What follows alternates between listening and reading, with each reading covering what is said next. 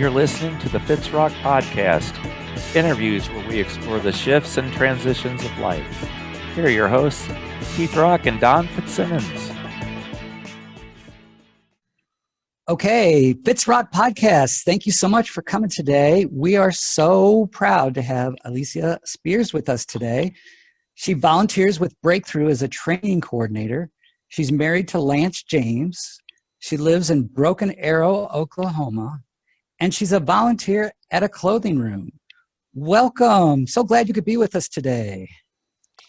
Welcome, Alesia. We are so happy Thank you, you're Keith here. and Dawn. I'm really excited. Yeah, absolutely. We are too. Thank you both. I'm excited. Well, tell our listeners a little bit about yourself and what you're passionate about these days.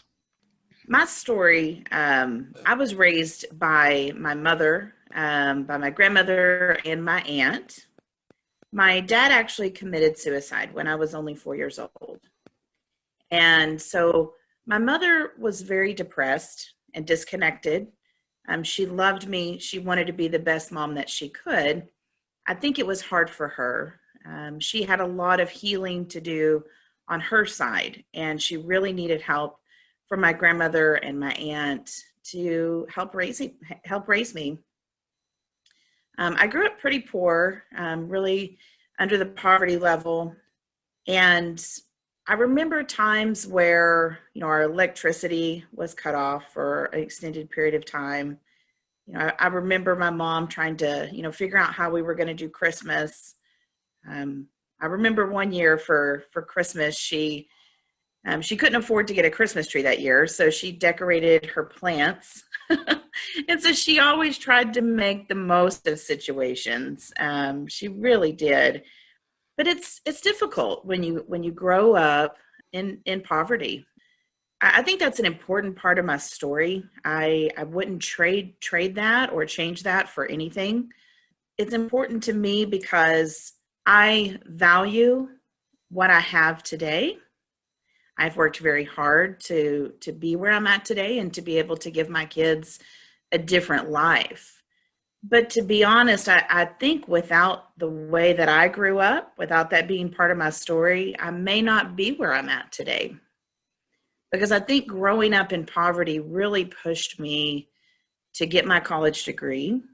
It pushed me to, further my development and to really continue to excel in the company that I'm with today. Another part of my story is when I was 16, I met my first husband. At the time, we were immediately attracted like most young people are. And it was not a great relationship, to be honest. And we were on the verge of breaking up. And then I found out I was pregnant. And I got pregnant actually just a couple weeks after I graduated high school. I had a college scholarship by then, and I was very excited to go to college. But now here I am, 17 and pregnant. And I was very scared because for all my life, I knew that I wanted more for my life. I didn't want to continue living in poverty. And I felt like going to college was my way of getting out of that situation. And so really, I pushed through. I went to college. When I was pregnant, I had a condition called hyperemesis. It's basically extreme sickness. About 2% of women get this condition. And so it wasn't uncommon for me to get sick 30 to 40 times a day. And I actually had an in-home nurse that would come to my house and help me through that. I was in and out of the hospital, lost a lot of weight. And even with that, even with being that sick, I finished college on time and got my degree. And I had a healthy baby boy at 18 years old. And so when I finished my degree, I had an accounting degree, and that really allowed me the opportunities that I've had today, that allowed me to enter the business world and get into corporate America. Wow, what a story. It just sounds like you've had so many obstacles to overcome. What I wonder about is, where did the motivation come from to pull yourself out of those conditions rather than repeating the cycle? The motivation, it came from within.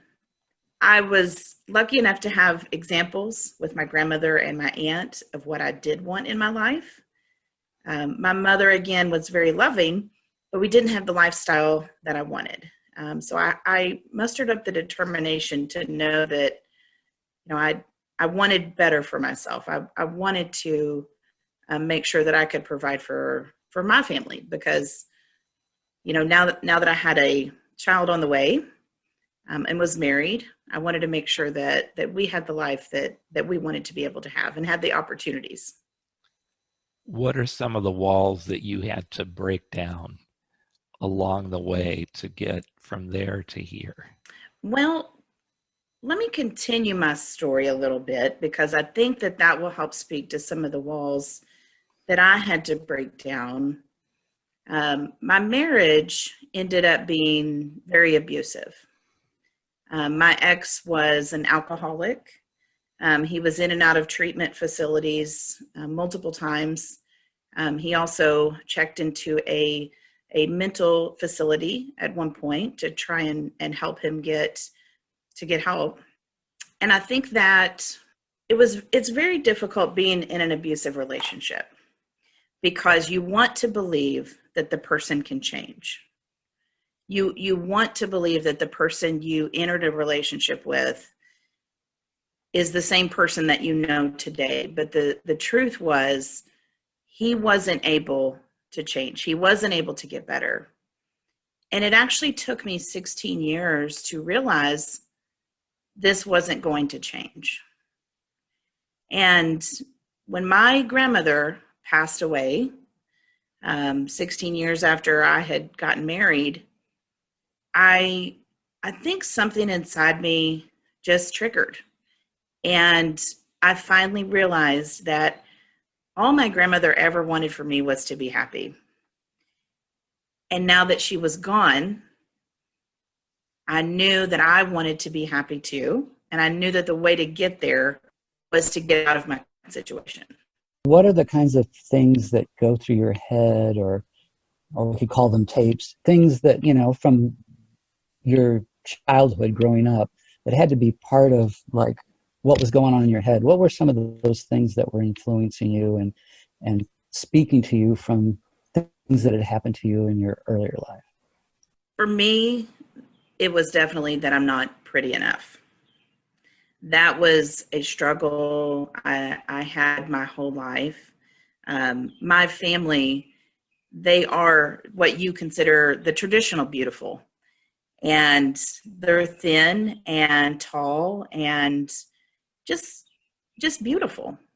My grandmother used to always say, make sure you have your lipstick on before you leave the house. And it was just kind of expected in my family that you needed to be thin and beautiful and well put together. And so when I was with my ex-husband, I really came to believe that he was the only one that would ever want to be with me, that I wasn't pretty enough to have anybody else in my life. That makes sense. You had those messages that were relayed to you. And so, yeah. So like, how did you overcome that? A lot of therapy.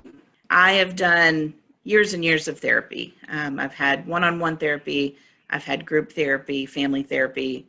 But I did a therapy called EMDR that was very unique. I'm a big fan of EMDR therapy.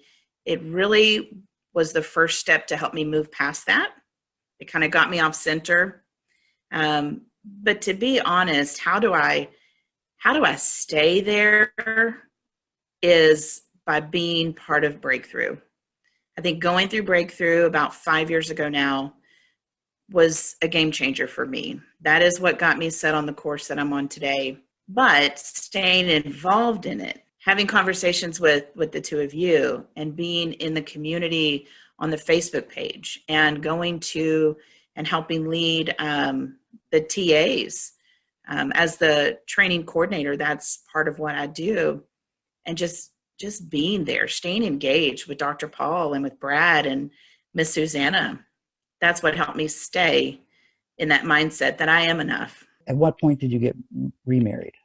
So I got remarried almost 3 years ago. Yes, Okay. Lance James. We met through Breakthrough. And when I got divorced at 32 years old. When I met Lance, I was 36. And I had finally decided I'm done dating. I really don't want to be in another relationship. I'm completely good if I live out the rest of my life as a single person. And I did not want to meet anybody at that point. And seriously, about 3 months after I had finally made that decision is when I was introduced to Lance. And he's truly the man that I feel like I was always waiting on. So what I've heard you say so far is you had an internal desire to better your life. You had some role models that you could look up to that were living the kind of life that you were interested in. You went through lots of therapy to try to help you overcome limiting tapes. You went to Breakthrough, and then you became part of a community that really helps you stay where you want to be from a mental health point of view. Do I have that all right? Yes, you do. Okay, cool. So what are you passionate about now? So what I'm passionate about now is diversity and inclusion. So I didn't mention during my story yet that I also have another child. When my oldest was 4 years old, I had my daughter, and at the age of 13, when she was 13, she came out to me as gay. I wasn't sure what to do with that at first, but what I knew is that I love my daughter with all my heart. A couple years after that, actually 3 years after that, when Sarah was 16, she came to me and she said, "Mom, what would you say if I wanted you to call me a boy?" And that was a question I had never expected. I wasn't quite sure how to handle that. But again, what I knew was that I love my child. And so 3 years ago is from now. So that's when she first came to me and said, "I want to be called a boy." So we went through, again, a lot of therapy, a lot of conversations with doctors. And at the age of 18, Sarah became Sam. And Sam is my son now. Sam is 19. And I'm able to talk about my story today and be so proud of him. But I will tell you, it's been a long journey. It wasn't always easy for me to talk about. And in fact, in the beginning, I couldn't even talk with Lance about it very much. And the reason was because I still wasn't, I was unsure how to handle it. And it would upset me pretty quickly, because when your daughter becomes your son, you've in essence lost a daughter. And so I was really mourning the loss of a child as I went on this journey to begin to learn who my son was. Before Sarah came out to you, did you have some preconceived ideas about the gay lifestyle is a common term. That's not really accurate. It's not a lifestyle. It's like who these people truly are. Did you have any preconceived ideas about what that meant, or what that meant for you as a parent, or anything like that you had to overcome or transition from? When Sarah first came out at the age of 13, and I always want to be respectful of using pronouns and using the dead name. So the name Sarah is a dead name, because the name Sam is what his name is now. But I want to use the name Sarah to refer to the time frame when he was 13 and he came out as gay. What I knew was that I had plenty of gay friends. I loved my gay friends. I didn't judge. But I would say that I don't know that I was also 100% accepting from a religious perspective. I was raised in a Baptist church, and I didn't know where I stood on that part of it. I've had to unlearn a lot of things that I was taught growing up. I've had to go back to the Bible and re-educate myself. And what I feel like I have learned now is that we have a big God. And, if whether the people listening to this or not, whether they believe in God, I mean, that's a personal decision. But for me, I believe that we have a big God. And we are all born individuals. And I know in my heart, and I believe it says so in the scripture, that everyone is a child of God, not just those who live the stereotypical lifestyle that here in the U.S. we believe is, some people believe is the lifestyle you should live. Did you have folks who were very judgmental of you because of it? That was my biggest fear in the beginning. I think the biggest judger of me was myself. I had a good friend that ended up calling me out. And I remember this was still when it was Sarah as a female, and she wanted to be gay, or she was saying that she was gay at the time. I went to lunch with a friend and I said, I'm really struggling with this. I can't understand it. This isn't what I wanted for Sarah. And finally, this friend called me out and said, Alesia, is this more about your child or is this more about you?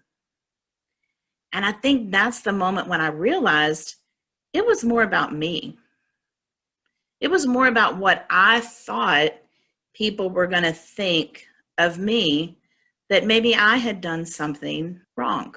And when Sarah came out as Sam, I don't think I had that same reaction as much. I think I had already gone through that process, but I did still have it some. It took me a while to understand more of what Sam was feeling. And we had a lot of heart-to-heart conversations. I mean, I had asked some really tough questions of Sam, of just trying to better understand, why is this a decision you're wanting to make? And he has taught me so much, because he was so tender and loving with me as a mom, and just helping share his heart with me. It helped when I was able to listen and really ask those questions and really have my listening ears on. I could see his heart and I could hear his heart, and I knew that this was who he was meant to be. So, wow, what an incredible story all along. One of the things we mentioned was, like, maybe there's some things that you'd like to share about lessons you've learned in life. So sounds like there's a lot of things that there could be lessons that you'd want to share. Are there any lessons you want to share about you learned along the way? I think the biggest lesson for me is to remain open. We really never know what is coming next in our lives. We don't know how we're going to handle that. Sometimes that can get us paralyzed and kind of future tripping, or like my grandmother used to say, we can borrow problems. But if instead we can just stay open and realize, when we truly listen to other people, and when we truly want to hear what their heartbeat is, we can find healing through that. People don't have to agree with my support of my son.